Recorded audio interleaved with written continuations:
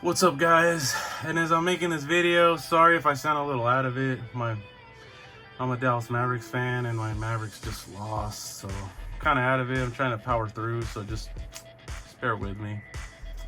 Here we have the TMNT Ultimates Scratch the Cat, which is actually based off of they made an old Playmate Scratch Cat. I don't have it because that thing's like super expensive. I went to Frank & Sons down south. I think it was Industry City, and they have a sealed Scratch Cat vintage one, and they had it for like, I think like $5,000, which is crazy. I can never see myself spending $5,000 on a vintage TMNT figure, but you know, there's people that do. I think a loose one is going for, I think, a few $100.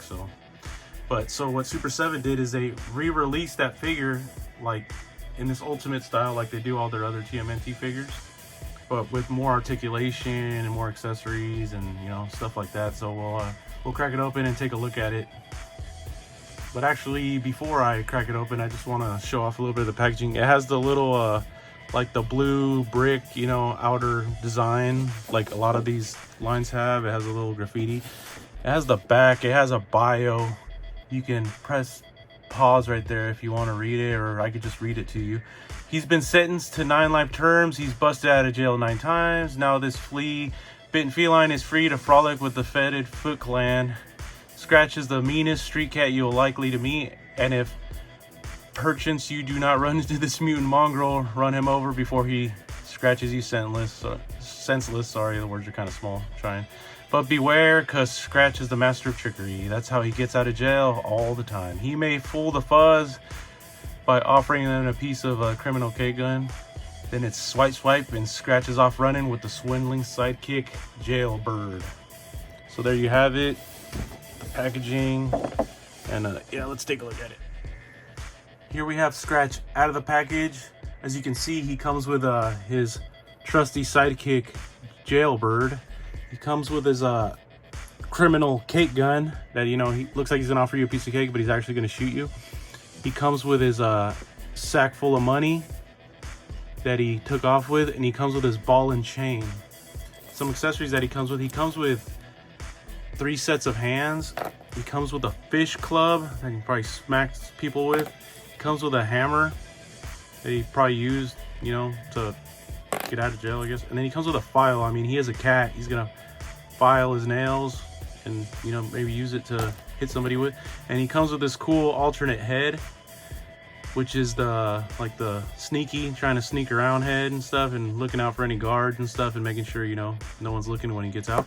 And then it also comes with like the old vintage figures. It comes with a weapons rack, which is literally the same weapons that it comes with already, but come attached, and it's more of, they're all like one color, but you're not really gonna take these apart. This is more just for like looks and just like it's more of like a cool like little novelty item, which is cool. Now I'm just gonna compare them with like a couple other Super 7 Ultimates figures. Here I have the Super 7 Pink Ranger. I see it scales really good with that. And I have the Super 7 Ultimates Thundercats Vulture Man, which looks really good. And then this one is kind of hard to stand, but this one looks awesome. The Super 7 Toxic Crusaders Junkyard figure. So as you can see, like, I think the thing with like Super 7, they make all their Ultimates so they can all scale really good together. So when you can mix all these lines and stuff, obviously look like, you can see, like, you can put them all together and they look like they're all part of the same line. So that's like the cool thing about Super 7. I know Super 7 gets a lot of slack for articulation, but Super 7 are really supposed to be like vintage figures, because all these figures have had vintage figures like when you were a kid. They just kind of modernize them, add a little bit of articulation. They're supposed to feel like when you're a little kid and you have figures in your hand, they feel big, you know.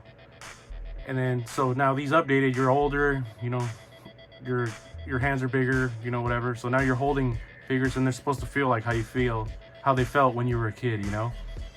And I think that's what they're going for, and I think that's what works. So yeah, here we have it, final verdict. I mean, I love this figure. It's a 10 out of 10. As you can see, I had to buy another one. Usually on all the figures I like to buy two. I like to keep one on the card and keep one loose. Right now, I think you could still buy it at Big Bad Toy Store. It's been discounted a bunch of times, which is kind of weird because the original one goes for a lot and it's less articulated. You think that this one would have more of a demand with some collectors, but maybe it did and they just overproduced it because there's a lot of Super 7 stuff got discounted, but they just keep pumping more and more stuff out, more characters. So maybe they're just not, they overproduced it and it's just, there's a lot of them out there. So the original one was, so scarce. But yeah, if you want them, I think Big Bad Toy Store has them right now. Entertainment Earth has them right now. I think you get one on Amazon. And if you're not going to use those, eBay and Mercari, I think, has them cheap too. So it is a good figure. If you need a scratch can in your collection and you're not going to get the original one just because how crazy the price is, I think this one's the way to go. So yeah, there you have it. Good figure. And don't forget to drop me a like and a subscribe, and you can drop a comment and let me know what you think about Scratch Cat. Peace.